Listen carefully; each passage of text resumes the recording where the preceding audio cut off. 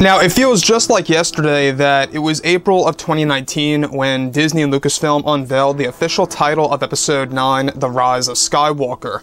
There's no doubt about it that a lot of Star Wars fans had issues with exactly what the official title of the movie really meant at the end of the day when we actually got to see the movie. This is Mike Zero. Make sure to subscribe if you're new to the channel for future Star Wars content. Now, one thing about Disney Star Wars is that we do know that both Jon Favreau and Dave Filoni are working on over a dozen projects. I mean, this really does tell us the fact that they are very dedicated and pouring their heart and soul into Star Wars. That's a lot of workload. I mean, you can only imagine, what Jon Favreau and Dave are going through in order to really satisfy the Star Wars fandom, in order to really give the fans something very much exciting to look forward to. And I think that obviously when we look at the Kenobi series and other shows out there like Ahsoka and Mando Season 3, they are really the most anticipated TV shows. There's no doubt about this. Now, given that Obi-Wan Kenobi series is now filming, they're actually doing a lot of the set builds as well. Things are moving along very smoothly. Both Ewan McGregor and Hayden are about to wrap up their training and rehearsals with each other, so that's another, exciting development. But when we go ahead and examine of what's been going on, with Lucasfilm, we do know that there were some setbacks ever since Gina Carano's firing. There's no doubt about that as well. But one very exciting thing by Jon and Dave that I gotta really give them credit for is that they are on a mission to bring back Star Wars Legends in a big way. We saw what Lucasfilm is now doing of how they're re-releasing some of the Legends books, but what Jon and Dave are doing is that they are actually going to be bringing back large portions of the old expanded universe into live action and animated form for the hardcore fans to really enjoy it thoroughly. So with that being said, of course, now that both Disney and Lucasfilm are focused on their new Star Wars projects such as Kenobi, Ahsoka, and Andor, both Favreau and Filoni are busy developing The Mandalorian as well as other unannounced TV shows that will be unveiled this fall and also at Star Wars Celebration of 2022. Now further, it's noted that currently Jon Favreau is lightly working on a new Star Wars TV series that is set to be based in a post-Episode 9 era that will include tons of Star Wars Legends content. Specifically, many aspects from the Star Wars Legacy comics will be used in the new TV series that is in early development. It's also noted that Jon Favreau is the one responsible for creating a brand new Skywalker that is set to be a new version of Cade Skywalker in live-action form, and that actor Garrett Hedlund from Tron Legacy by Disney has been in the talks with Jon Favreau to eventually portray this new version of Cade Skywalker in the new TV series for Disney Plus, that they are aiming to drop sometime in 2024. Still a little ways off, guys, mind you. Favreau's plan is to try and begin filming the new series by the end of 2022, after many new TV shows will be officially announced and some of which will be finished at Celebration and more. Creator Dave Filoni will also be handling many story elements of this post-Episode 9 world. However, this new version of Cade is described to be different in the sense that he will be the son of Rey Skywalker and is aimed to be born the same way Anakin was in a different light. Favreau is creating a canon piece in Star Wars that both Ben Solo's spirit and Rey are now one, and that she will give birth to Cade Skywalker the ways of the Force, very similar to how Shmi Skywalker gave birth to Anakin with no father.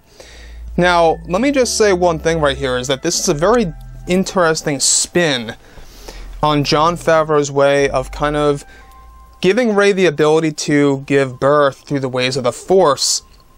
We saw that Shmi Skywalker, said that there was no father when it came to Anakin, and that's true. That's all in the canon. There was no father. Now what they're doing with Rey is that it's a mixture of both Ben Solo's spirit and Rey as one, and that is actually going to allow her son to be a full-blooded Skywalker. That, to me, is a very interesting aspect. I don't know about you guys, but I know a lot of you guys out there have been very confused as to why we did not see a Force Ghost in Episode 9 of Ben Solo, and that is actually why. Lucasfilm wanted to keep it very ambiguous. They did not know what to do with Ben Solo. There were some scenes that they had shot with J.J. Abrams and George and Chris Terrio, where Ben was going to appear alongside both Luke and Leia. They completely erased that by the hands of Kathleen Kennedy. She didn't want any of that to actually be seen. She wanted to make it clear that Ben Solo is dead in every aspect, even as a Force ghost.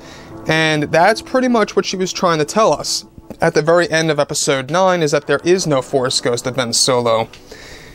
Now, this new retcon, if you will, of Jon Favreau changing the meaning of Episode 9's end, of the reason as to why Ben Solo just vanishes like that after giving his life force to Rey, but not just that, not even showing up as a Force ghost to explain the reason behind that, is that his spirit is now a part of Rey, hence why she's able to call herself Rey Skywalker. That's Jon Favreau's way of doing that, and how it's going to eventually lead to Rey having a child in this new, unknown, untitled TV series that they're aiming to drop in 2024, that's going to be heavily based on the Star Wars Legacy comics with some slight differences here and there, such as Cade Skywalker's background and backstory. That's going to be completely different. You know, I don't know if you guys know about Cade Skywalker. I do suggest that you guys look him up if you don't. A very well-written character in the comics. You know, he's basically a mixture of a Jedi, a regular Force user, a bounty hunter, a smuggler, all in one. He's got all the traits of Han Solo, Luke Skywalker, Boba Fett. I love him. He's a great character. So, Garrett Hedlund, alright, let's talk about Garrett. I don't know if you guys saw Tron Legacy, but Garrett did an amazing job in that movie. There are a lot of aspects of that film where you can see Garrett Hedlund's amazing acting. There's apparently a Tron 3 in the works over at Disney. We're not quite sure if Garrett will be returning. One thing that a lot of fans are a little, up in arms over is how Jared Leto is supposedly going to be the star of Tron 3. We'll have to wait and see. But I digress. Garrett Hedlund is a perfect choice for Cade Skywalker. And it just fits. It makes a lot of sense, and you can see how everything is starting to make a lot of sense now when it comes to Jon Favreau and Dave Filoni and what they're aiming to do. They want to take advantage of Star Wars Legends. They want to bring back Legends in every way possible in order to not only satisfy the fans that were let down by the sequel trilogy movies, but not only that, they also want to pretty much give themselves a great image as creators. And they already did that when it came to Luke Skywalker coming back into the mix for Mandalorian Season 2's finale. Jon Favreau really surprised a lot of fans. I gotta give it to him. He did a great job on that, so props to him. I think that Jon is very much dedicated to making the fans happy. He wants the best for the fans, and that's what he's going to deliver in the near future. We got a lot of shows, and he's very much trying his absolute best with his knowledge. So like I've said before in the past, guys, I think that, obviously, given that Kennedy is working on the Acolyte, it's going to fail in my opinion. It's not going to work well. It is a High Republic TV show. Just remember that. So yeah, guys, drop a comment below. Let me know what you think about all of this in the comments, and if you guys did enjoy the content for today, do make sure to drop a thumbs up on this video to support the channel. I thank you all so very much for the kind support, and I'll catch you guys next time.